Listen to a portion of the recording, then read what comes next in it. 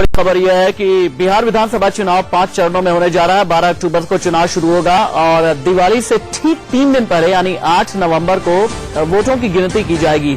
ये सबकी बड़ी खबर है। पहला चरण 12 अक्टूबर 49 विधानसभा सीट, दूसरा चरण 16 अक्टूबर 32 सीट, तीसरा चरण 28 अक्टूबर 50 सीट, चौथा चरण 1 नवंबर 55 विधानसभा और पांचवां चरण 5 नवंबर को होगा। ये इस वक्त की बड़ी खबर है, ये इस वक्त की ब्रेकिंग न्यूज है। हम लगातार आपको दिखा भी रहे हैं, ग्राफिक्स के जरिए आप देख सकते हैं।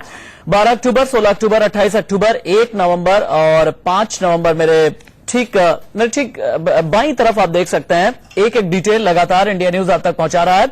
बड़ी बात यह है कि दिवाली से ठीक 3 दिन पहले यानी 8 नवंबर को वोटों की गिनती होगी। मेरे साथ कई खास मेहमान जुड़ चुके हैं।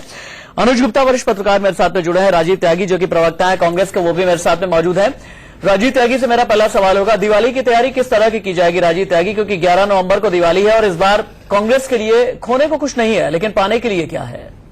देखिए राशिद जी, मैं बहुत स्पष्ट आपको बताऊं, कांग्रेस पार्टी मानती है कि डेमोक्रेसी की जो रूट्स हैं वो हिंदुस्तान में बहुत ज्यादा डेवलप हैं आज के समय में, और निश्चित रूप से डेमोक्रेसी डेवलप रहनी चाहिए, डेमोक्रेसी आगे बढ़नी चाहिए।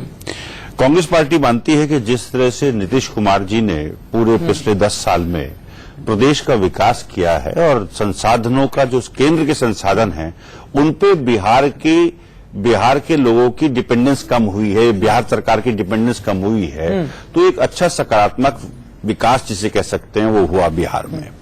बिहार में दूसरा जो विषय रहा, बहुत महत्वपूर्ण विषय रहा, बिहार में जिस तरह से 66,500 किलोमीटर सड़कों का निर्माण हुआ, करीब 5,000 पुलों का निर्माण हुआ, तो ये सब चीजें लोगों को दिखती हैं, ये लोगों को दिख रही हैं। और मैं आपको बताना चाहूंगा, पहले बिहार में 12.5% बच्चे जो है शिक्षा के क्षेत्र में, प्राथमिक शिक्षा में जाया नहीं करते थे। अब वो ड्रॉप आउट जो है 1.5% कुल रह गया है। तो निश्चित रूप से एक सकारात्मक विषय है और जिसकी वजह से बिहार आगे थोड़ा सा बढ़ा और बिहार की जीडीपी भी बेहतर रही।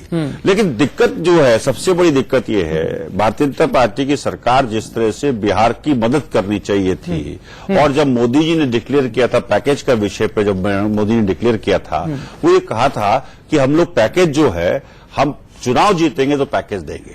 15 महीने उनको पैकेज डिसाइड करने में लग गए और पैकेज में पुरानी योजना है, पुराना पैसा है जिसको उन्होंने देने का काम किया। तो मेरा कहना यह है कि झूठ की सियासत बंद होनी चाहिए और विकास की सियासत शुरू रहनी चाहिए, चालू रहनी चाहिए।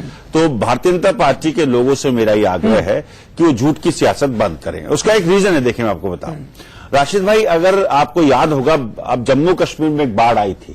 बाढ़ के वक्त उन्होंने कहा था प्रधानमंत्री महोदय ने कि मैं ईद जो है जम्मू कश्मीर में मनाऊंगा, और वो ईद मनाने जम्मू कश्मीर गए। लोगों को लगा कि जम्मू कश्मीर के लिए कुछ बेहतर घोषणाएं होंगी। प्रधानमंत्री महोदय ने 44,000 करोड़ का पैकेज जम्मू कश्मीर को दिया। कैन यू इमेजिन कि 7 सितंबर 2015 को पूरा जम्मू कश्मीर बंद था। आपको पता है क्यों बंद था? इसलिए बंद था जम्मू कश्मीर की पैकेज का 1 रुपया भी लोगों को नहीं मिला अभी जम्मू कश्मीर सरकार को, और जिस तरह से घोषणा की और अभी तक 1 पैसा नहीं मिला है। और अगर पैकेज के नाम पे दिया भी गया है तो किसानों को जम्मू रीजन में बेसिकली पता है 47 रुपए का चेक, 36 रुपए का चेक को, और जिस तरह से घोषणा की और अभी तक 1 पैसा नहीं मिला है। और अगर पैकेज के नाम पे दिया भी गया है तो किसानों को जम्मू रीजन में बेसिकली पता है 47 रुपए का चेक, 36 रुपए का चेक, 50 रुपए का चेक भारतीय जनता पार्टी की सरकार मैं एक बार पटना का रुख कर लेता हूं। जम्मू कश्मीर का, सुनिए लास्ट सेंटेंस कह दूं, जम्मू कश्मीर का पैकेज अभी तक नहीं गया है, तो बिहार के लोग बाग तो पैकेज हवा में देख रहे हैं कि हवाई घोषणाएं हैं सारी। ठीक है, मैं आपके पास में आता हूं। ये देखिए, हम ग्राफिक्स के जरिए बहुत आसान तरीके से आपको समझा रहे हैं। पहला चरण कितने तारीख को है, हम ये सब तमाम चीजें आपको समझा रहे हैं, लेकिन पटना का फिलहाल रुख करेंगे हम। अमित कुमार सिंह मेरे सहयोगी मेरे साथ मौजूद है। अमित, मुझे ये बताइए कि चुनाव आयोग की तरफ से जब से तारीखों की घोषणा हुई है, राजनीतिक प्रतिक्रिया क्या आ रही है? क्योंकि आरजेडी और जेडीयू का मानना यह था कि एक ही चरण में चुनाव करा दिया जाना चाहिए कुल 243 सीटों पर।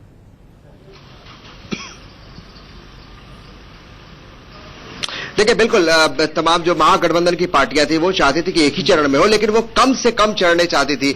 वो चाहती थी कि 4 चरण भी हो तो वो सही होगा। तो अभी लालू यादव की प्रतिक्रिया आनी बाकी है, लेकिन जिस तरीके से जो उनके तरफ से रुझान है वो ये है कि ठीक है, बहुत जो एक्सपेक्ट किए थे वैसा नहीं है, लेकिन ठीक है, 5 चरणों में चुनाव जो है अगर हुए हैं, अगर तय किए गए हैं तो वो सही है। यानी कहीं ना कहीं लबोलबाब ये है कि जो महागठबंधन है वो जो पार्टियां हैं वो इससे संतुष्ट दिखती हैं।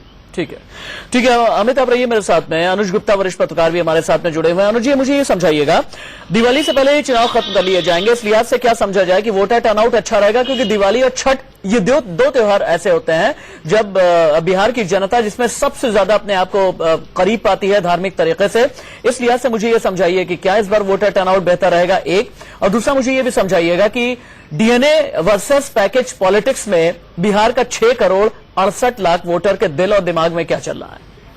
देखिए, मुख्य चुनाव आयुक्त साहब ने खुद कहा है कि वो चुनाव का प्रतिशत बढ़ाने के लिए भरपूर कोशिश करेंगे।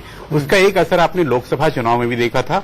लोकसभा के 2009 के चुनाव में केवल 44% वोट बिहार में पड़े थे, लेकिन इस बार 55% वोट पड़े थे, यानी 10-11% वोट बढ़ा था। यदि वही विधानसभा चुनाव में होता है तो उसका असर क्या होगा, ये समझने की कोशिश करिए। पिछले विधानसभा चुनाव में 52.67% वोट, यानी 2 करोड़ 90 लाख वोट पड़े थे।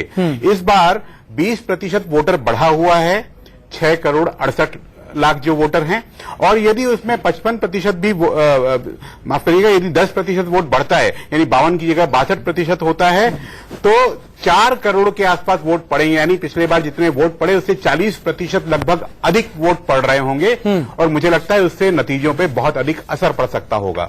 और दूसरा, आपने जो कहा कि दोनों गठबंधनों के बीच जो चल रहा है, मैं राजीव साहब की बात सुनते समय मुझे हंसी आ रही थी जब वो कह रहे थे 10 साल में नीतीश कुमार ने कितना अच्छा काम किया।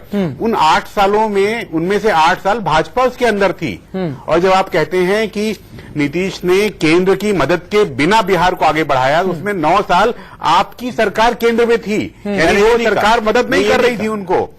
इसलिए पारदर्शिता, लोकतांत्रिक मूल्य, इन सब के लिए हम परिवर्तन के लिए वोट मांगने वाले हैं। तो काउंटडाउन शुरू हो गया, कह सकते हैं कि जिस तरीके से आप लोग एक कैंपेन कर रहे हैं। हम पहले से तैयार थे और अब हम उन तैयारियों को सघन रूप से आगे बढ़ाएंगे। इलेक्शन कमीशन ने चुनाव के तारीखों की घोषणा कर दी है, क्या कहेंगे?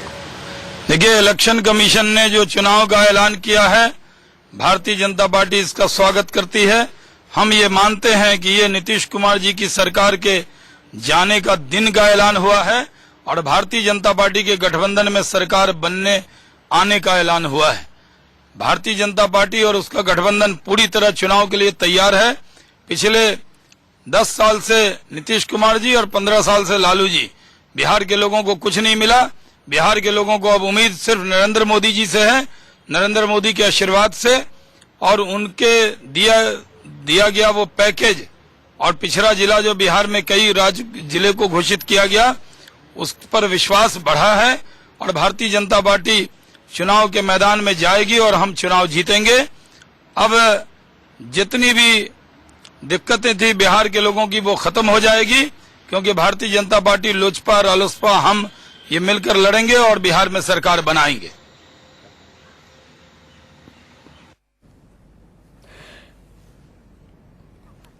चलिए, 2 बीजेपी नेताओं को आपने सुना। दोनों ही बीजेपी नेताओं का यह कहना था कि नरेंद्र मोदी के चेहरे के साथ में नरेंद्र मोदी की जो तमाम अचीवमेंट है, नरेंद्र मोदी सरकार की, केंद्र सरकार की जो अचीवमेंट है, जनता ने मन बना लिया है कि बिहार का विकास अगर करना है तो 5 साल के लिए नीतीश कुमार को एक मौका और देना पड़ेगा। जेडीयू नेता केसी त्यागी को आप सुन रहे थे। जेडीयू नेता केसी त्यागी का यह कहना था कि बिहार की जनता ने यह तय कर लिया है कि 5 साल के लिए नीतीश कुमार को एक मौका और दिया जाएगा। राजीव त्यागी हमारे साथ, कांग्रेस के नेता मौजूद हैं, वो कुछ कहना चाहते हैं। राजीव जी, अपनी बात तो आप कहिए ही, लेकिन मेरे एक सवाल का जवाब भी दीजिएगा। बीजेपी की तरफ से प्रोजेक्शन यही किया जा रहा है कि नरेंद्र मोदी बनाम बाकी पूरा विपक्ष हो गया है। बीजेपी की तरफ से बार बार कभी यह नहीं कहा जाता कि सुशील मोदी से लड़ने जा रहे हैं, के जरिए लड़ने जा रहे हैं, रामविलास पासवान या फिर उपेंद्र कुशवाहा का भी नाम नहीं लिया जाता, जीतन राम मांझी का भी नाम नहीं लिया जाता। यहां पर मुश्किल पेश आती है क्या आप लोगों को? देखिए, भारतीय जनता पार्टी की दिक्कत यह है कि Bharatiya Janata party totally confusion state में रहती है। दिल्ली के चुनाव को देखेंगे तो आप देखेंगे किरण बेदी जी के नेतृत्व में चुनाव लड़ा और भारतीय जनता पार्टी की 3 सीट आई। अगर आप बिहार के परिप्रेक्ष्य में देखेंगे तो बिहार के परिप्रेक्ष्य में उनकी पार्टी में निश्चित रूप से अंदर खाने बहुत, महाराष्ट्र हरियाणा को क्यों भूल जाते हैं सर? जम्मू कश्मीर को कैसे आप भूल सकते हैं सर? सुनिए, मैं कंप्लीट कर लूं। शत्रुघ्न सिन्हा साहब का बयान लेटेस्ट ही आप सुन लीजिए। लेटेस्ट बयान क्या है शत्रुघ्न सिन्हा साहब का आज का बयान, जो जिस तरह से उन्होंने भारतीय जनता जनता पार्टी के शीर्ष नेतृत्व पे टिप्पणी करने का कार्य किया है। मेरा कहना यह है कि भारतीय जनता पार्टी किसको डिक्लेयर करती है, किसको नहीं करती, ये तो अभी कुछ दिनों में आपको सब चीज सामने आ जाएगी।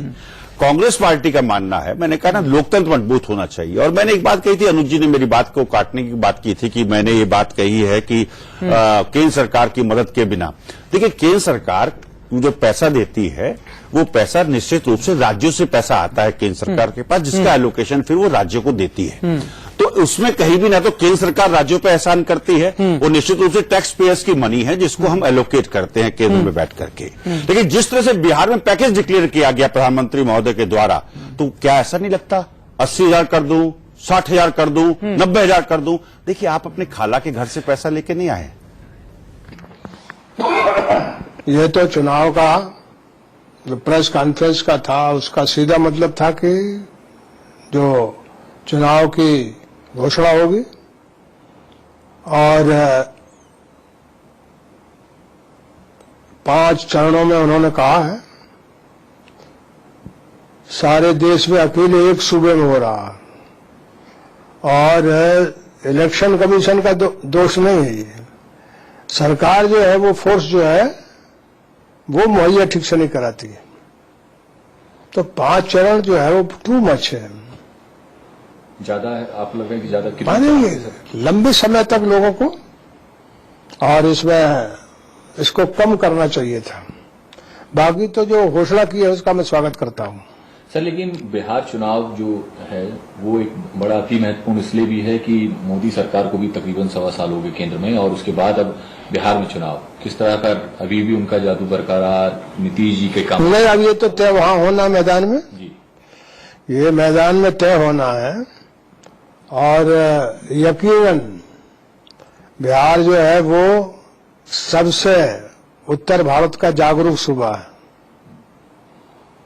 और देश की दिशा भी वहीं से तय होगी। और हमारा पूरा यकीन है कि गठबंधन मैसिव मेजॉरिटी से जीतेगा। आप लगता है कि बिहार के बाद चाहे भले, चूंकि हमारा लड़ाई जो है वो कई तरह की मनी बैग, कई तरह की यानी अब्बा, सब तरह की चीजों से हमारी लड़ाई है। चलिए, तो बिहार के चुनाव में अमूमन मंडल कमंडल तो हुआ ही करता था, लेकिन इस बार पैकेज भी है, डीएनए भी है, महंगाई भत्ते में 6% का आज से इजाफा भी है। लेकिन बिहार चुनाव की तमाम और डिटेल के लिए आसान तरीके से हम चलते हैं अपने सहयोगी तानिया के पास। तानिया, धन्यवाद राशिद। चुनावी बिगुल बिहार में बच चुका है, लेकिन कहां कहां किस किस तारीखों पर मतदान होगा ये हम जानकारी अपने दर्शकों को ग्राफिक्स के जरिए अब देने वाले हैं। पहले चरण का जो चुनाव है, 5 चरणों में बिहार में चुनाव हो रहा है विधानसभा का। पहले चरण का जो चुनाव है वो 12 अक्टूबर को होगा। 49 सीटों पर वोट पड़ेंगे, जिसमें समस्तीपुर, बेगूसराय, खगड़िया, भागलपुर, बांका, मुंगेर, लखीसराय, शेखपुरा और नवादा भी शामिल हैं। तो पहले चरण का ये चुनाव हुआ। अब हम दूसरे चरण के चुनाव की बात करते हैं। दूसरे चरण का जो चुनाव है 16 अक्टूबर को लोग वोट डालेंगे और दूसरे चरण के इस चुनाव में 32 विधानसभा सीटों पर लोग अपने मताधिकार का इस्तेमाल करने वाले हैं, जिसमें कैमूर, रोहतास, अरवल, जहानाबाद, औरंगाबाद और गया भी शामिल है। इसके बाद हम तीसरे चरण के चुनाव की बात करते हैं। 28 अक्टूबर को तीसरे चरण के लिए वोटिंग होगी बिहार में। तीसरे चरण में 50 विधानसभा क्षेत्र, जिसमें सारण, वैशाली, नालंदा, पटना, भोजपुर और बक्सर की सीटें हैं, वहां पर वोट डाले जाएंगे। चौथे चरण की अगर हम बात करें, 1 नवंबर को चौथे चरण की वोटिंग होगी। 55 सीटों के लिए लोग अपने मताधिकार का इस्तेमाल करने वाले हैं इस चौथे चरण में, जिसमें पश्चिम चंपारण, पूर्वी चंपारण, शिवहर, सीतामढ़ी, मुजफ्फरपुर, गोपालगंज और सिवान की सीटें भी शामिल हैं। पांचवें और आखिरी चरण में 5 नवंबर को वोट डाले जाएंगे। 5 नवंबर को जब 5वें चरण की वोटिंग होगी, 57 सीटों के लिए लोग वोट डालेंगे, जिसमें कौन कौन से जिले महत्वपूर्ण है वो बता देते हैं। मधुबनी, सुपौल, अररिया, किशनगंज, पूर्णिया, कटिहार, मधेपुरा, सहरसा और दरभंगा। तो इन जगहों पर इन तारीखों को वोटिंग होगी और फिर चुनाव की जो चुनाव का जो नतीजा है वो 8 नवंबर को सामने आएगा, दिवाली से ठीक पहले। तो राशिद, अब बड़ा सवाल यह है कि बिहार में किसकी होने वाली है दिवाली? बिहार में किसकी होने वाली है सरकार? यही आज का $1 मिलियन क्वेश्चन है। अगर कहा जाए तो ये गलत नहीं होगा। अनुज गुप्ता के पास में हम चलते हैं। अनुज जी, बिहार की सियासत और बिहार का जो पूरा ज्योग्राफिया है 5 अलग अलग हिस्सों में बटा हुआ है कि लगभग 5 फेजेस के आसपास होंगे। इस बात का भी अंदाजा लगाया जा रहा था कि दिवाली से पहले चुनाव भी खत्म हो जाएंगे, परिणाम भी आ जाएंगे, ताकि एनडीए गठबंधन मजबूती से दिवाली हम लोग मना सकें अच्छे से। एक्सपेक्टेड था हमारा गठबंधन, और अगर आप लोक जनशक्ति पार्टी की भी अगर आप बात करें तो हम लोग ऑलरेडी इसकी तैयारी कर रहे थे। लोक जनशक्ति पार्टी तो पिछले 5 साल से ही हम लोग चुनाव की तैयारियों में लगे हुए थे। जहां जहां हम लोग चुनाव लड़े हैं उन सीटों को हम लोग ऑलरेडी नर्चर कर रहे थे। बूथ कमेटी तक हम लोग उन सीटों पर हम लोगों ने तैयारी की है। हमारे जितने भी संभावित प्रत्याशी हैं ऑलरेडी अपने अपने क्षेत्र में ईमानदारी से मेहनत कर रहे हैं। इस बात को हर एक घटक दल मान के चल रहा था कि लोक जनशक्ति पार्टी कितनी सीटों पर चुनाव लड़े, या राष्ट्रीय लोक समता पार्टी कितनी सीटों पर चुनाव लड़े, या भारतीय जनता पार्टी कितनी सीटों पर चुनाव लड़े, या मांझी जी की पार्टी कितनी सीटों पर चुनाव लड़े। अंतोगत्वा 243 एनडीए के प्रत्याशी इस बार के विधानसभा के चुनाव में उतरने वाले हैं, और उन 243 एनडीए के प्रत्याशियों की जीत को सुनिश्चित करना गठबंधन के तमाम घटक दलों की जिम्मेदारी बनती है। इसीलिए हर एक घटक दल हर एक विधानसभा में मजबूती से हम लोग तैयारी कर रहे हैं कि भले प्रत्याशी। चिराग पासवान को सुन रहे थे आप। रामविलास पासवान के बेटे हैं, एलजेपी के नेता हैं चिराग पासवान। उनका यह कहना था कि एनडीए इंटैक्ट है, एनडीए एकजुट है। लेकिन अनुज गुप्ता से हम समझना चाहेंगे। अनुज गुप्ता जी, बीजेपी ने ही कह दिया है कि 75% पे हम लड़ेंगे, बाकी बचती है 25%, यानी उपेंद्र कुशवाहा की पार्टी आरएलएसपी हो गई, एलजेपी हो गई और हिंदुस्तानी आवाम मोर्चा। झुकेगा कौन? देखिए, उन्होंने सही कहा कि एनडीए 243 पर लड़ेगा, वो ठीक बात है, लेकिन सीटों के बंटवारे में झगड़े झंझट हर पार्टी में होते हैं। और जैसा कि सुना जा रहा है कि उपेंद्र कुशवाहा तो बहुत अधिक नाराज हैं। उपेंद्र कुशवाहा को चुनाव के पहले बीजेपी क्या समेट के रख पाएगी, ये एक बड़ा सवाल है। टिकटों का जब बंटवारा आगे बढ़ेगा, और देखिए 5 चरणों में है, और सबसे आखिरी वाला चरण जो है, जो मुस्लिम प्रभावित क्षेत्र जिनको आप कहते हैं वो वाले क्षेत्र है, और वहीं पर बीजेपी को सबसे अधिक दिक्कतें आने वाली हैं, क्योंकि उसके पास उम्मीदवार वहां नहीं है। वहां जीतने की संभावना उसकी कम होती है। उसके सहयोगियों में झगड़े नहीं होने हैं। इनडायरेक्टली जोड़ने की कोशिश करूंगा, वहां ओवैसी हैं, किशनगंज का इलाका हो गया, और उससे लगा हुआ और भी जो मुख्तलिफ इलाके हैं वहां ओवैसी हैं। ओवैसी हैं, लेकिन मेरा ये कहना है कि उन सीटों के उम्मीदवार सबसे अंत में चूंकि घोषित करने की अब आपके सामने मजबूरी भी है, बहाना भी है, और इसीलिए इनका झगड़ा अंत तक चलता रहेगा। ये अगले 1 महीने तक सीटों का झगड़ा इनका चलेगा। मैं ये कहना चाह रहा था इस पर। मुझे एक बात ये समझाइएगा अनुज जी, चूंकि ज्योग्राफिया के लिहाज से बिहार को 5 हिस्सों में बांटा जाता है। तिरहुत, सारण, मिथिला, मगध, भोजपुर, कोसी सीमांचल और झारखंड से लगा हुआ जो इलाका है अंगिका वाला। इन 5 ही अलग अलग इलाकों में, इन 5 ही अलग अलग सेक्शन में जिस एक सेक्शन से बीजेपी पीछे थी वो थी कोसी सीमांचल वाला सेक्शन। यहां पर बीजेपी के लिए कितना बड़ा चैलेंज है, और बाकी 4 और सेक्शन में महागठबंधन के लिए कितनी बड़ी चुनौती है? देखिए, आपने सही कहा कि लोकसभा चुनाव हमें एक संकेत देकर के गए हैं कि कौन सा गठबंधन कहां कमजोर है। जो अंतिम चरण वाला क्षेत्र है, मैंने इसीलिए कहा कि बीजेपी वहां सबसे अधिक कमजोर है। 8 में से 7 सीटें वो लोकसभा की वहां से नहीं निकाल पाई थी। वहां वो कमजोर है। जैसा कि आपने कहा कि एमआईएम वहां पर मैदान में होगा, उससे कितना असर पड़ रहा होगा। वास्तव में वो सीट, वहां की सीटें बीजेपी शायद अभी से निकाल करके चल रही है।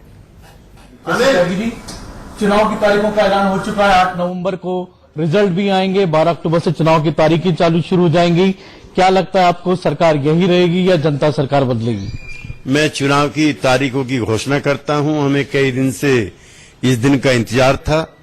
महागठबंधन इस चुनौती को स्वीकार करने के लिए तैयार है। हमने पिछले 10 साल बिहार की जनता की सेवा करने का प्रयास किया है, और आने वाले 5 साल में और भी अच्छे प्रयास होंगे। ये आश्वासन हम बिहार की जनता को देना चाहते हैं, और आशा है सेवा करने का प्रयास किया है, और आने वाले 5 साल में और भी अच्छे प्रयास होंगे। ये आश्वासन हम बिहार की जनता को देना चाहते हैं, और आशा है कि जनता की कसौटी पर हम खरे उतरे हैं। लिहाजा बिहार की जनता एक मौका हमको और देगी। आपके बहुत पुराने सहयोगी इस बार पहली बार आपसे अलग होकर के चुनाव लड़ रहे हैं। मुकाबले में आपके सामने आप अपने ही सहयोगी नजर आएंगे जब आपको, तो कैसा लगेगा? ये रोचक होगा। पिछले कई चुनाव हमने पुराने मित्रों के साथ लड़े हैं। पुराने मित्र सामने होंगे और कुछ पुराने मित्र साथ होंगे, तो चुनाव रोचक होगा। ठीक आप कह रहे हैं सर। एक ऐसे मांझी को आप लेके आए थे जिसको आपने सत्ता सौंपी थी, मुख्यमंत्री बनाया था, वही मांझी अब इस बार आपकी नाव डुबोने का काम कर सकते हैं? मांझी जी की नैया खुद डूब चुकी है। भारतीय जनता पार्टी ने उनके 18 में से 12 विधायक तोड़ लिए हैं। हमने उनको मुख्यमंत्री बनाया, बीजेपी ने उनको याचक बनाया। सर, मुलायम सिंह यादव खुद अपनी पार्टी के सभी 243 सीटों पर उम्मीदवार उतार रहे हैं, पप्पू यादव को भी साथ में लेके। आपको लगता है कि किसी तरह से आपको कहीं न कहीं या भारतीय जनता पार्टी से मिली भगत है मुलायम सिंह जी की इसमें? उस पर मैं कोई टिप्पणी नहीं करता, लेकिन बिहार की जनता का मानस है कि एक मौका नीतीश कुमार को और दो। सर, ओवैसी मुलायम सिंह यादव की पार्टी, क्या आपको लगता नहीं कि आप ही लोगों के महागठबंधन की वोट ज्यादा काटेगी? बिहार की जनता, मैंने बताया, उसने मन बना लिया है कि एक मौका नीतीश कुमार को देंगे। कुछ गठबंधन बनने से, कुछ नए गठबंधन बनने से, कुछ टूटने से बिहार की जनता का मन अब आखिरी वक्त पर नहीं बदलने वाला। तो आज उन्होंने 5 चरण में चुनाव का ऐलान किया है। इतना ही चाहेंगे कि जो पैरामिलिट्री फोर्सेस की डिप्लॉयमेंट की बात कही गई है, क्योंकि जो कमजोर तबके के लोग, अति पिछड़ा हैं, दलित हैं, महादलित हैं और जो गरीब लोग हैं, उनको मतदान का करने से रोका ना जाए। हमें संदेह इस बात का कि सत्ताधारी दल इस बार साम दाम दंड भेद का इस्तेमाल कर सकती है। चुनाव आयोग निष्पक्ष चुनाव कराएगा, आचार संहिता को कड़ाई से पालन कराएगा और प्रत्येक मतदान केंद्र पर पैरामिलिट्री फोर्सेस को रखकर चुनाव कराएगा, ताकि निष्पक्ष चुनाव बिहार के अंदर हो सके। चलिए, तो बिहार के पूर्व उप मुख्यमंत्री सुशील मोदी को आप सुन रहे थे। इससे पहले आपने सुना जेडीयू के नेता, जेडीयू के प्रवक्ता केसी त्यागी को भी आपने सुना। हमारे साथ तमाम मेहमान भी मौजूद हैं। राजीव त्यागी जो कि कांग्रेस के प्रवक्ता हैं, अनुज गुप्ता भी मौजूद हैं, मेरे मैनेजिंग एडिटर राणा यशवंत जी भी मेरे साथ में जुड़ चुके हैं। सीधे हम राणा जी के पास में चलते हैं। राणा जी, बिहार विधानसभा चुनाव में किस पार्टी के लिए और व्यक्तिगत किस किस के लिए क्या क्या साख पर लगा हुआ है? राष्ट्रीय, ये बड़ा अहम चुनाव है, राष्ट्रीय स्तर पर भी और बिहार के लिहाज से भी। 2 लोगों का चेहरा यहाँ दांव पर है, नरेंद्र मोदी और नीतीश कुमार। नीतीश कुमार बिहार में एक बेहतर विकल्प है। आज की तारीख में जितने भी चेहरे हैं उसमें बहुत साफ सुथरा है, जिनके ऊपर एक बड़ी जो आबादी है उसका यकीन भी है। पिछले 10 साल से उनकी सरकार है। नीतीश कुमार ने लालू प्रसाद यादव के साथ इस बार गठबंधन किया है। इस पर चर्चा हो सकता है कि हम बाद में कहें, लेकिन लालू प्रसाद यादव के साथ आने से नीतीश कुमार को नुकसान होगा, इसमें कोई दो राय नहीं है। लेकिन नरेंद्र मोदी के साथ दिक्कत यह है कि अगर वो मांझी को लेकर साथ में आ जाते हैं और पप्पू यादव को साथ में लेकर के आ जाते हैं, तो हो सकता है कि उनके लिए यह चुनाव आसान हो जाए। मैं 2-3 बातें आपको समझाना चाहता हूं। आप देखिएगा, दूसरे फेज का चुनाव है, इस पर आइएगा। कैमूर, रोहतास, अरवल, जहानाबाद, औरंगाबाद और गया, यह पूरा इलाका जो है ये नक्सली प्रभावित इलाका है। यहाँ नक्सलियों का मतलब उनकी हुकूमत से चलती है यहाँ। और आप देखेंगे सबसे कम जिले जिस चरण में रखे गए वो चरण आपका दूसरा है, क्योंकि यहाँ चुनाव कराना चुनाव आयोग के लिए सबसे बड़ी चुनौती है। यह वह इलाका है जहाँ मांझी की पकड़ अपनी ज्यादा है। गया, जहानाबाद, औरंगाबाद, अरवल, इस पूरे इलाके में दलितों की संख्या अच्छी खासी है और मांझी उनके एक बड़े नेता के तौर पर हैं। खास करके जब से उन्होंने नीतीश कुमार के खिलाफ मोर्चा खोला था, उसके बाद से उनकी अपनी एक इमेज बनी है बिहार में और दलितों का नेता है वो। आज उनके पास एक वोट है। अगर मांझी मोदी के साथ आ जाते हैं तो मोदी के लिए यह समीकरण थोड़ा इस इलाके में आसान हो जाएगा। वैसे ही आप चलिए, मधेपुरा, सहरसा, अररिया, पूर्णिया, सुपौल, यह जो पूरा बेल्ट है, यहाँ पप्पू यादव की पकड़ बहुत अच्छी है। पप्पू यादव ना सिर्फ अपना लोकसभा चुनाव जीते, बल्कि उनकी पत्नी सुपौल से हैं, वो भी जीत गई और कांग्रेस से जीत करके आ गई। वहां आप देखेंगे 4 सीटें निकल गई कांग्रेस और उसके सहयोगी दलों की, सिर्फ इसलिए कि वहां पप्पू यादव की तूती बोलती है। पप्पू यादव की पकड़ बहुत अच्छी है। अगर पप्पू यादव बीजेपी के साथ या एनडीए के साथ आते हैं तो भी, और पप्पू यादव एनडीए के बगैर अकेले लड़ते हैं तो भी फायदा एनडीए को होगा इस इलाके में, क्योंकि यहाँ यादव वोट है और यादव वोट काटने में पप्पू यादव की भूमिका बहुत बड़ी हो सकती है। 2-3 इंपॉर्टेंट बातें जो बिहार चुनाव को देखते हुए आपको समझनी चाहिए, वो ये है कि अगर मुलायम सिंह उतरते हैं, मुलायम सिंह का अपना कोई स्टेक बिहार में नहीं है, लेकिन वो 500, 700, 1000 वोट काट सकते हैं। पप्पू यादव अपने इलाके में कम से कम 45 ऐसी सीटें हैं जिन सीटों पर वो वोट 2 से 2500 के आसपास काट सकते हैं। यह जो सीटें होंगी वो मोदी के लिए, एनडीए के लिए फायदेमंद होगी, यानी पूरा का पूरा इक्वेशन जो है वो एनडीए के फायदे में जाएगा। यह चिंता महागठबंधन को है, इसलिए बार बार इस बात की कोशिश हो रही है कि मांझी को आप अपने पाले में लाएं। महागठबंधन में खास करके लालू प्रसाद यादव वो इस बात के हिमायती हैं कि किसी तरीके से मांझी को आप अपने पाले में लाइए। नीतीश कुमार, लालू प्रसाद यादव, मांझी यह एक जगह खड़ा रहे। इसीलिए आप देखेंगे कि मांझी के जो सबसे सिपह सलार या भरोसेमंद व्यक्ति है महाचंद्र सिंह, वो कई दिनों से लालू प्रसाद यादव के संपर्क में हैं, सिर्फ इसलिए कि वो समीकरण ठीक किया जा सके। इसलिए बिहार में जो चुनावी समीकरण है वो अभी कांटे का है और यह पूरा का पूरा चुनाव न सिर्फ बिहार के लिए इंपॉर्टेंट है बल्कि हिंदुस्तान की राजनीति के लिए भी उतना ही अहम है। इस बार नरेंद्र मोदी के साथ वहां इसलिए दांव पड़े कि इसके बाद उत्तर प्रदेश के चुनाव हैं। बिहार के नतीजों का उत्तर प्रदेश के नतीजों पर असर होगा। इसलिए बिहार में, दिल्ली के बाद बिहार में अगर मोदी का रथ रुकता है तो उसके बाद मोदी और अमित शाह के लिए बीजेपी के भीतर भी मुश्किलें बढ़ेंगी। ठीक है राणा जी, दोबारा आपके पास मैं लौट करके आता हूं। राजीव त्यागी भी हमारे साथ में है, अनुज गुप्ता भी हमारे साथ मौजूद है। अनुज जी, अभी राणा जी जो कह रहे थे, आपने सुना होगा कि ओवैसी, मुलायम सिंह यादव और पप्पू यादव, ये तीनों ही महागठबंधन को बहुत ज्यादा नुकसान पहुंचाने जा रहे हैं। भले ही बहुत ज्यादा कुछ स्टेक पर न हो मुलायम सिंह यादव के लिहाज से, जैसा कि राणा जी भी कह रहे थे।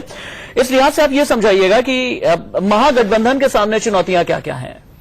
देखिए, महागठबंधन मोदी की हवा के विरोध में अपने आप को बचाने के लिए लोकसभा चुनाव के तुरंत बाद बनना शुरू हुआ और उसमें से यदि समाजवादी पार्टी और एनसीपी और फिर पप्पू यादव भी और रघुनाथ झा भी और जीतन राम मांझी, ये सब लोग यदि बाहर चले जाते हैं तो ये महागठबंधन का ही नुकसान है। समाजवादी पार्टी ने पिछले विधानसभा चुनाव में केवल 1% वोट भी मुश्किल से हासिल किए होंगे, एनसीपी ने 1.5%, लेकिन ये दोनों तीनों मिलकर के 3-4% का जो नुकसान करेंगे वो बहुत बड़ा नुकसान होने वाला है। उसको कैसे रोक पाते हैं? और दूसरी चीज जो मैंने सुना है कि बीजेपी ने 35 सीटें लगभग ऐसी रोक रखी हैं जो जिसमें वो बहुत कमजोर है और वहां वो जनता दल यू और आरजेडी में से जिन सीटों पर उन दोनों में से दोनों के मजबूत लोग हैं, एक किसी को टिकट मिल रही होगी तो जो टूट कर आ रहा होगा उसके इंतजार में बैठे हुए हैं। तो अभी और विघटन संभव है, क्या उसको लालू प्रसाद यादव और नीतीश कुमार रोक पाते हैं, वो बहुत महत्वपूर्ण रहेगा। हाँ, राजीव त्यागी कुछ कहना चाहते हैं। राजीव, देखिए, अंग्रेजी की कहावत है one's man nectar is another's man poison, और राजनीति पे बिल्कुल निश्चित रूप से अक्षरश लागू होती है, इसमें कहीं कोई दो राय नहीं है। वो ठीक है कि पप्पू यादव हुए या मांझी हुए, वो आज की डेट में अगर बीजेपी के पाले में खड़े होते हैं तो एक दूसरी तस्वीर बनती है। लेकिन ये भी निश्चित है, अगर सोशल इंजीनियरिंग के अगर आप देखें और मंडल 2 पार्ट 2 की बात अगर आप करें तो एक अगर सोशल इंजीनियरिंग को देखें बिहार की, तो उसमें निश्चित रूप से ये गठबंधन बढ़त प्राप्त करता है, इसमें कहीं को संशय नहीं है। आजादी के बाद से पहले 2-3 चुनाव निकाल दीजिए लोकसभा के, उसके बाद से अगर आप देखेंगे तो कभी धर्म पे जाति हावी, कभी जाति पे धर्म हावी है। पूरे देश में कम से कम नॉर्थ इंडिया और वेस्ट इंडिया में तो यही हाल रहा है। और बिहार के परिप्रेक्ष्य में मैं कहना चाहूंगा निश्चित रूप से ये चुनाव गठबंधन के लिए भी अस्मिता का प्रश्न है और ये चुनाव मोदी जी के लिए भी अस्मिता का प्रश्न है। उसका कारण यह है कि मोदी जी ने अगर 15 साल में कहीं 15 महीने में कहीं डिलीवर किया होगा काले धन को लेकर के, किसानों को लेकर के, मिडिल क्लास को लेकर के, महंगाई को लेकर के, पाकिस्तान को लेकर के, तो लोग बाग उसको देखेंगे कहीं ना कहीं। अगर डिलीवर नहीं किया होगा इन विषयों पे तो उसको भी देखेंगे लोग बाग। तो एक नेगेटिव कहीं ना कहीं मुझे लगता है मोदी जी के लिए है कि जो मैंने 4 विषय उठाए हैं उन 4 विषयों पे कहीं भी मोदी जी अभी तक डिलीवर नहीं कर पाए हैं। दूसरी बात जो है इस गठबंधन के बारे में मैं कह दूं कि कहीं भी इस गठबंधन के नीतीश कुमार जी जो नेता हैं उनको लेकर के बिहार में ऐसी कोई सुबुगाहट नहीं है कि कहीं भी इनको बदलना ही बदलना है। और वे बिहार के लोग बाग जानते हैं कि कहीं ना कहीं इस गठबंधन ने और इस नीतीश कुमार जी ने बेसिकली बिहार को आगे बढ़ाने का काम किया है, बिहार में विकास करने का काम। आप ये कहना चाहते हैं कि नीतीश कुमार के नाम के साथ में एंटी इनकम्बेंसी जैसी कोई बिल्कुल नहीं, मुझे लगता नहीं है कि इतनी एंटी इनकम्बेंसी होती है। पॉलिटिकल सुनिए ना, जो पॉलिटिकल जो पॉलिटिक्स का समाजशास्त्र होता है ना, उसमें मौजूदा मुख्यमंत्री के लिए आप कभी ये कह ही नहीं सकते कि एंटी इनकम्बेंसी के साथ है ही नहीं। देखिए, निश्चित रूप से अगर नीतीश कुमार जी के लिए एंटी इनकम्बेंसी है तो मोदी जी के लिए भी एंटी इनकम्बेंसी है, दोनों के लिए एंटी इनकम्बेंसी है। लेकिन बात यह है कि नरेंद्र मोदी के खिलाफ चुनाव लड़ा। लास्ट सेंटेंस कह दूं, देखिए अभी यशवंत राणा साहब ने बड़ी अच्छी टिप्पणी की कि नीतीश कुमार निश्चित रूप से एक बड़े नेता बिहार में है और वो उस टिप्पणी से मैं उनकी सहमत हूं।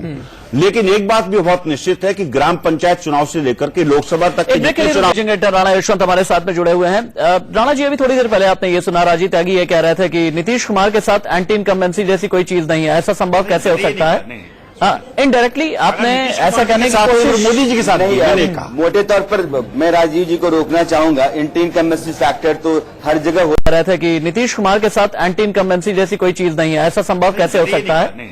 इनडायरेक्टली आपने ऐसा कहने की कोशिश मोदी जी के साथ नहीं, मैंने कहा। मोटे तौर पर मैं राजीव जी को रोकना चाहूंगा। एंटी इनकम्बेंसी फैक्टर तो हर जगह होता है। ये दीगर बात होती है कि वो शिवराज सिंह चौहान या रमन सिंह जैसे लोगों पर लागू नहीं होता है। आप देखेंगे वोट परसेंटेज में तो वो कम होता है, और होता है तो उसको भी आप एंटी इनकम्बेंसी फैक्टर ही कहते हैं। लेकिन बिहार के चुनाव में 2-3 बातें कहना चाहता हूं। इस बार ये पहली बार होगा कि लगभग 19 साल बाद लालू प्रसाद यादव और नीतीश कुमार साथ साथ लड़ेंगे। यह पहली बार है कि लगभग 19 साल बाद बीजेपी और जेडीयू आमने सामने लड़ेंगे। यह पहली बार है कि पप्पू यादव और जीतन राम मांझी जैसे फैक्टर हो सकता है किसी भी गठबंधन की किस्मत तय कर दें। इसलिए बिहार के इक्वेशन को 2-3 नजरिए से देखना बहुत जरूरी है। जातिगत आधार पर वोटिंग होती है बिहार में, इस बात को आप दरकिनार नहीं कर सकते हैं। जो 16% मुसलमान वोट है और 14% यादव वोट है, यह वोट कहीं न कहीं एक बेस लाइन है महागठबंधन का। इसके बाद नीतीश कुमार ये उम्मीद करते हैं कि जो अति दलित और अति पिछड़ा का उनका सोशल इंजीनियरिंग था, जिसमें से उन्होंने एक अच्छा खासा वोट अपने हिस्से में बना रखा है, वो भी उनके साथ जुड़ेगा। कांग्रेस का जो वोट 8% के आसपास का है वो भी जुड़ेगा, तो यह आंकड़ा 40-42% के आसपास चला जाता है। अगर आप इस तरीके से देखेंगे तो महागठबंधन को आप मजबूत देखेंगे। लेकिन दरअसल चुनाव जो है वो कुछ दूसरे तरीके से लड़ा जाता है, उसके नतीजे कुछ अलग अलग होते हैं। अब पिछली बार के चुनाव को आप देखिएगा तो उसमें लालू प्रसाद यादव को मेरा अनुमान है कि 19% के आसपास वोट मिला था, सीटें मिली थी 22। बीजेपी को लगभग 16% के आसपास वोट मिला था और सीटें मिली थी 91। तो अब वोट परसेंटेज और सोशल जो वोट का ट्रेंड है और जो चुनाव के अलग अलग क्षेत्रों में तरीके हैं या मुद्दे हैं, वो बहुत कुछ फर्क डालते हैं। इसलिए मैं कह रहा हूं कि मधेपुरा, पूर्णिया, सहरसा के इलाके में अगर पप्पू यादव ने 1000, 1500, 2000 वोट काट लिया, बहुत फर्क पड़ेगा। जीतन राम मांझी के हक में एनडीए के पाले में कुछ वोट आगे 1000, 1500 हर सीट पर, तो बहुत फर्क पड़ेगा और यह मतलब रखता है। इसलिए बिहार में जातिगत आधार पर ही दोनों तरफ तैयारियां चल रही हैं, दोनों तरफ समीकरण तैयार किए जा रहे हैं, और जितने भी मुद्दे उछाले जा रहे हैं मोटे तौर पर उनके पीछे आप देखेंगे तो कहीं न कहीं वो जातिगत जो फैक्टर है वो काम करता हुआ दिखेगा आपको।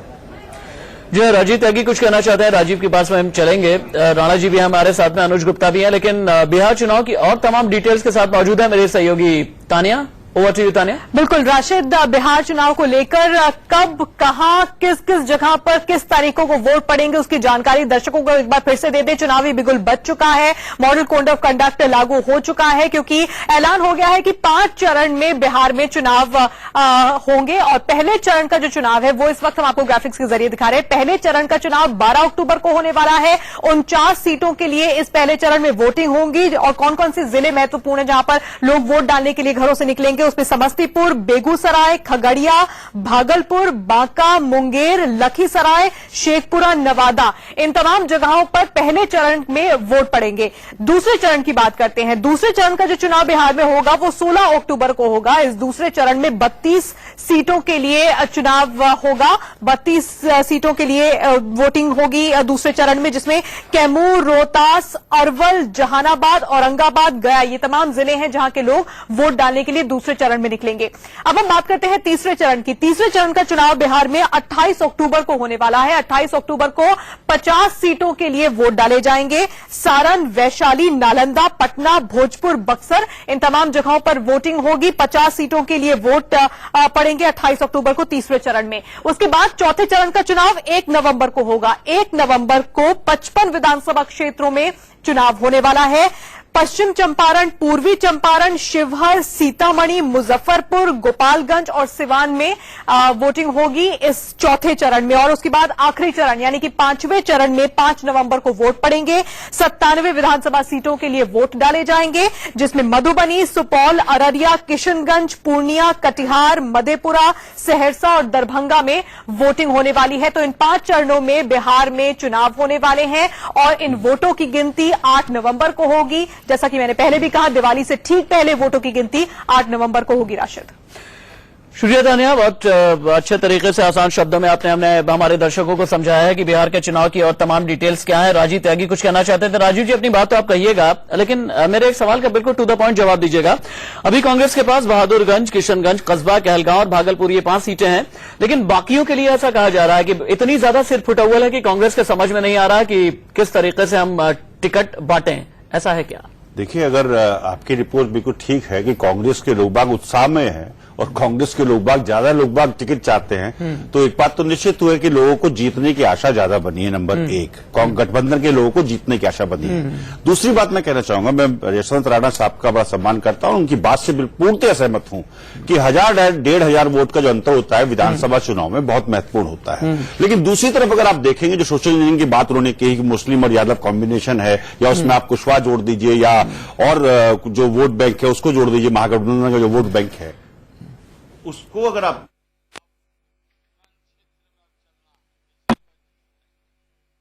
कुशवाहा जोड़ दी,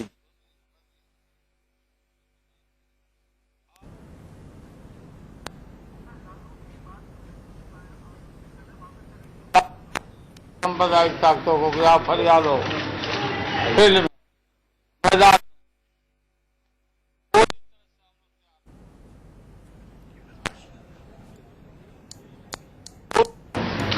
गांधी मैदान में स्वाभिमान रैली में हमारी जनता, महागठबंधन की जनता के संकेत देकर के और हम लोगों ने आह्वान कर दिया, उस सब लोग तैयार बैठे हुए हैं। इंतजार था इसी घड़ी का, और इस लड़ाई में बुरी तरह से हम लोग पराजित करेंगे भाजपा और उनके सहयोगी दलों को, और खाली पैर उनको हम लोग लौटाएंगे। बिहार का चुनाव नहीं है, यह देश का चुनाव है।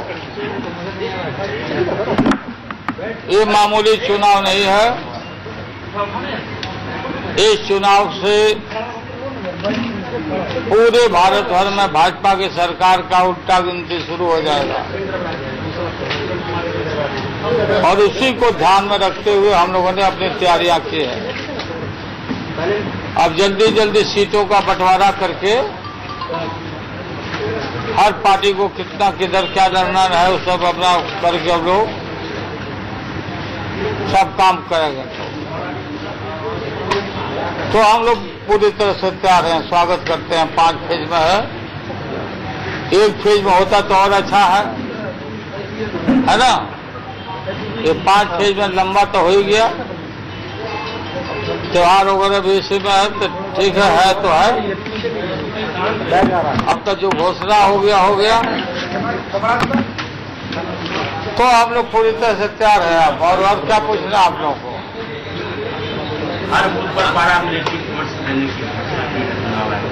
अच्छी बात है, पैरामिलिट्री फोर्स देगा या जो भी फोर्स देगा तो वोटें करवाने के लिए, नहीं कि सबको गरीब को वोट देने का मौका मिले, कोई रोके नहीं। कुछ इलाका कागज में नक्सली इलाका रिपोर्टेड है, जबकि नक्सली लोग कहीं वोट में छेड़छाड़ नहीं करते हैं। अब 3 बजे बक्सा भी तोड़ने लगता है इसे, ये गलत है। पूरा जनता को टाइम मिलना चाहिए, जो आवर है वोटिंग करने का। 8 बजे से शुरू होता है तो 5 बजे या 10 बजे 12 बजे तक वोट कराना हमारे जनता के हित में है। केजरीवाल का जो चुनाव हुआ दिल्ली में, तो जब एक मतदाता खत्म नहीं हो गया वोट देके, तब तक वोटिंग नहीं बंद हुआ। लेकिन बिहार में 3 बजे भी तोड़ने लगता, हो गया, ये गलत बात है। आप उसको बूथों को क्लब कर देता, ये यहाँ पर बोला भी गया था सबको। आज जिस मतदाता जिनके पास इनके वजह से वो कार्ड नहीं बना है, उसका अल्टरनेटिव इंतजाम करें।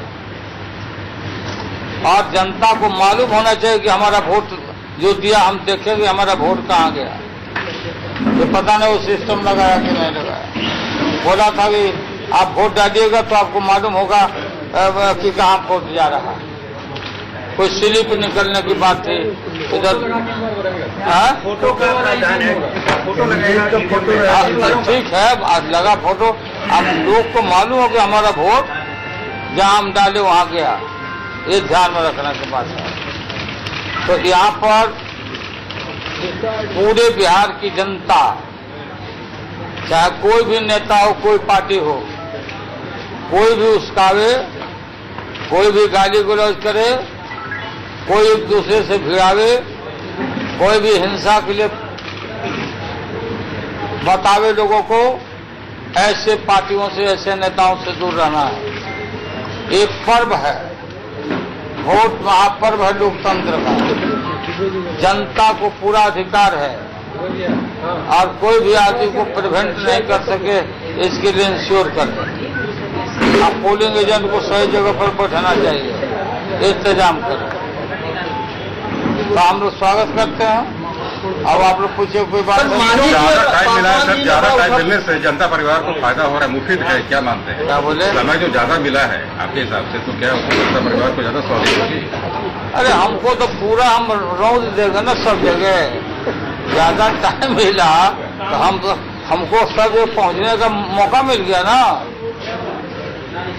हमको जाने का, अपने मालिकों के बीच में जाने का, रघुवंश बाबू को जाने का मौका मिल गया ना। इन लोगों के पास दौलत है, इन लोगों के पास नकली नोट आ रहा है नेपाल से, भाजपा के पास। इसलिए मतदाता लोग ये भाजपा नकली नोट लाके नेपाल के थ्रू बांटेगा। बढ़िया से देख लेना लोग। घर में जहाँ रखोगे पैसा और छापा पड़ेगा, पकड़ा जाओगे, वो जबानते नहीं होगा। इस भारी नकली नोट का जमावड़ा हो रहा है। हमको बहुत एक भाजपा का आरएसएस का आदमी हमको बताया। कौन ला रहा है नकली? भाजपा वाला आरएसएस। दुर्भाग्य है इस देश का, दुर्भाग्य है इस देश का कि हम जो बोलते थे वो बात सच हो गया। हम बोलते थे, रघुवंश सिंह बोलते थे कि भाजपा कोई पार्टी नहीं है, यह मखौटा है, असली है आरएसएस।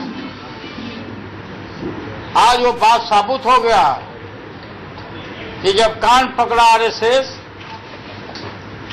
प्रधानमंत्री का उनके मंत्री को लाइन लगा के सब हिसाब किताब मंत्री सब जाके आरएसएस के पास जाके नंदी गाय, जैसे शिव जी के मंदिर में नंदी बना हुआ है ना, वैसे जाके हिसाब दे रहा है। कम्युनल एजेंडा को कैसे जल्दी इंप्लीमेंट किया जाए इलेक्शन के पहले, इसका भी हिसाब दे रहा है। तो ये खोखला है, ये खोखला हो गया भाजपा जो हम लोग बोलते थे, अब वो सब हिसाब दे रहा है। करके अब घुमाया जा रहा है लोगों को, हिसाब दे रहा है। जाके मंत्री, तुम्हें माता, तुम्हें पिता, तुम्हें बंधु, सखा तुम ही हो। ये हालत है भाई देश का। जनता मालिक, ये आरएसएस जिस पर दाग लगा हुआ है चारों तरफ, नकली ब्रह्मचारी सब, ये देश को तोड़ने वाला के पास हिसाब दे रहा। ये बताओ कितना दुर्भाग्यपूर्ण ये बात है हमारे भारत के लिए, लोकतंत्र के लिए। इससे लोग सावधान हो जाइए, बदला लेना है इस सब बात का। तो आप क्या बोल रहे हैं? सर, पासवान जी और मांझी जी में बड़ा उठापटक चल रहा है। पासवान जी मांझी ने कहा कि पासवान दलित नेता नहीं है, परिवार के नेता है। तो इसमें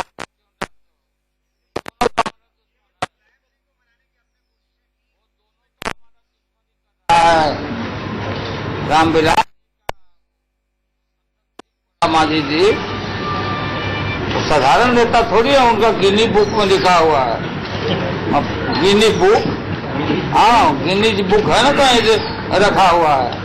77 में गिनीज बुक में इनका लिखा हुआ है। आज तक कोई गिनीज बुक देखा ही नहीं। बताओ,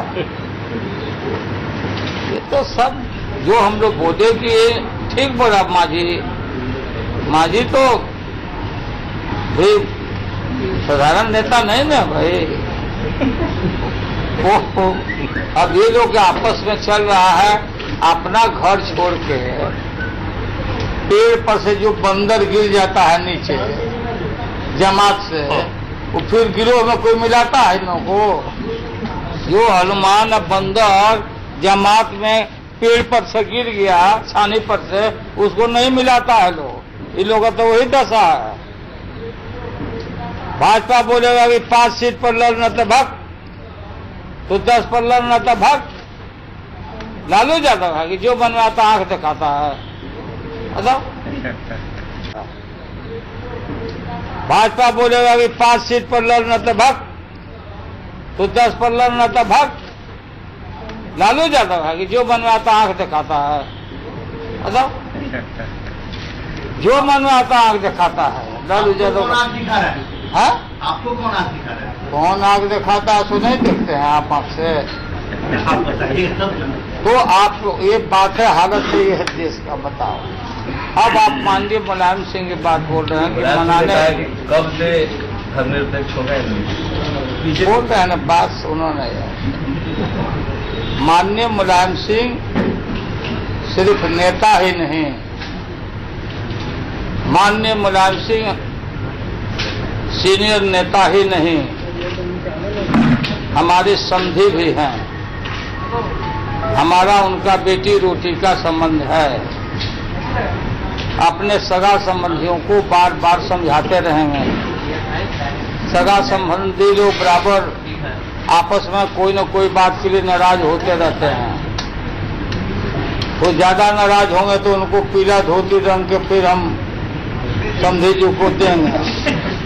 हमने अपील किया है सब लोगों से कि कोई भी बात अगर नेताजी बोले तो किसी को जवाब देने का हक नहीं, अधिकार नहीं है।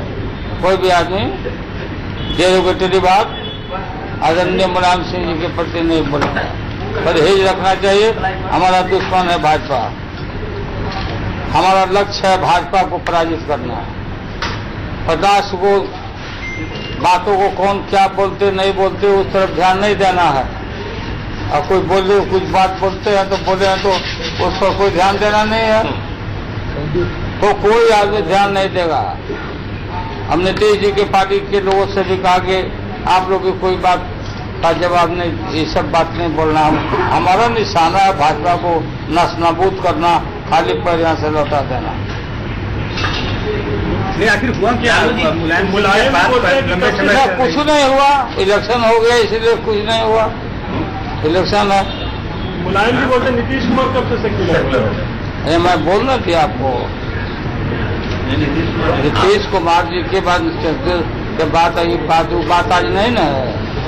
कोई बात हम लोग नहीं बोलेंगे, कोई बोले कोई चुनाव लालू की एक खास हम लोगों ने दिखाई है। युवाओं को ट्रेन में स्पेशल ट्रेन में भर के देश घुमाया जा रहा है। बीजेपी के लोग कर रहे हैं के लोग 6 स्पेशल ट्रेन बुक किया गया है। उनको नागपुर, जयपुर, जबलपुर घुमाया जा रहा है बीजेपी शासित राज्यों में। 10 दिन 15 दिन उनको घुमा करके तब लाया जाएगा और बिहार के चुनाव में उनको लगाया जाएगा। और एक घुमाया नहीं जाएगा, और सब विद्यार्थी परिषद RSS का समूचा को लाके आप पहले से डंप किए हुए हैं,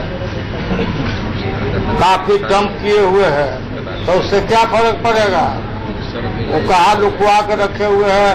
यहाँ केंद्र सहायक का जो क्वार्टर नहीं है, यहाँ केंद्र सहायक का कोतवाली के बगल में, उसमें बहुत सामान बंद करके रखे हुए हैं, समझे ना। जर्सी, टोपी, ये कहाँ से ले आया है और उसमें बंद करके रखा है, पहनावेगा सबको और घुमावेगा सबको, तो अपना घूमते रहो।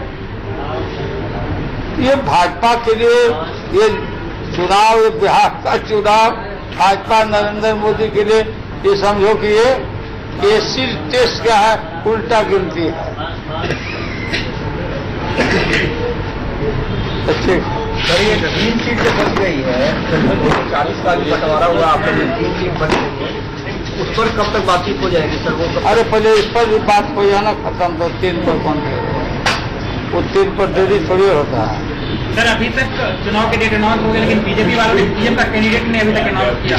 ऐसा लगता है सर सीट बंटवारा हुआ है बीजेपी का, अभी तक सीएम कौन बनेगा, कोई नाम तो आगे करेंगे, काहे नहीं कर रहे हैं? अरे तो बेवकूफ नहीं ना, वो जानता है कि हमारा बहुमत अबे नहीं करेगा तो हम क्यों घोषणा करें?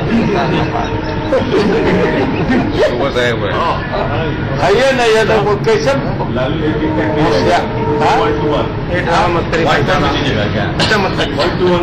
जल्दी अपना से बैठिए और यहाँ से हो गया। तो मुझे नहीं दे रहे थे फिर कौन सा बोले इसलिए हम रुका दिए ना। मैं आई ढुकिंग सर, ये नहीं होगा। मैं आई ढुकिंग सर।